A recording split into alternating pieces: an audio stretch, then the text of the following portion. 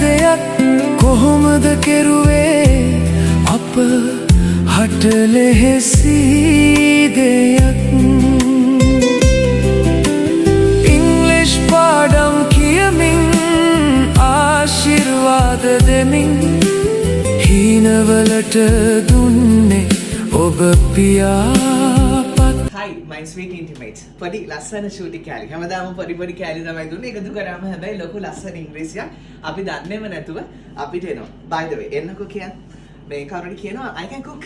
I can cook. අයියෝ මට යන්න බලන්න. ඊට පස්සේ ෂූටි වල ගිහලා වීලුවට වගේ කියන for fun. වීලුවට වගේ කියලා කියන for fun. Nobody can eat. මේ කාටවත් කන්න නම් බෑ හැබැයි කියලා සකබු. එතකොට මේ කනවා eat නේ කන්න පුළුවන් නේ can eat කියන්නේ. එතකොට nobody can eat. nobody can එතන කවුරුත් නැහැනේ. ඒ කියන්නේ can වලට not එකතු කරන එකේ no එක අර body වලට දාලා. ඒකට nobody can eat කාටවත් කන්න බෑ. nobody can understand කාටවත් තේරුම් ගන්න බෑ. right? nobody can understand you කාටවත් තාම තේරුම් ගන්න බෑ. nobody can challenge you.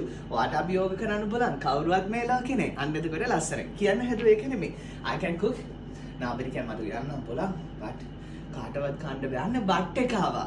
but කියන්නේ නමුත් ඒත් ඒ වුණාට ඒතර වාක්‍ය සම්පූර්ණයි. I can cook but nobody can eat. කවුරු කියනවා I can be your first lover. මට නුඹේ පළමු පෙම්වතා වෙන්න බෑ.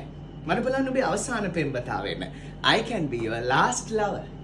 So I can't be your first lover but I can be your last lover. but දැන් මම වාක්‍ය එකතු වෙන අපි conjunctions කියලා ඒවට කියන්නේ. so I can't be your first English teacher. මට නුඹේ පළමු ඉංග්‍රීසි ගුරුතුමා වෙන්න නම් බෑ.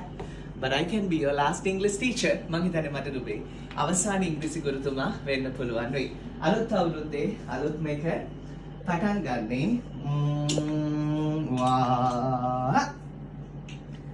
මැයි මාසේ 9 වෙනිදා රෑ 9ට රාත්‍රී 20 ඉංග්‍රීසි වැස්ස අලුත් මේක මැයි මාසේ 9 වෙනි සෙනසුරාදා රෑ 9ට පටන් ගන්නවා. Zoom app එකෙන් ඔයාලා ඔකේ කොහේ හිටියත් ලස්සන ඉංග්‍රීසි ඉගෙන ගන්න පුළුවන්.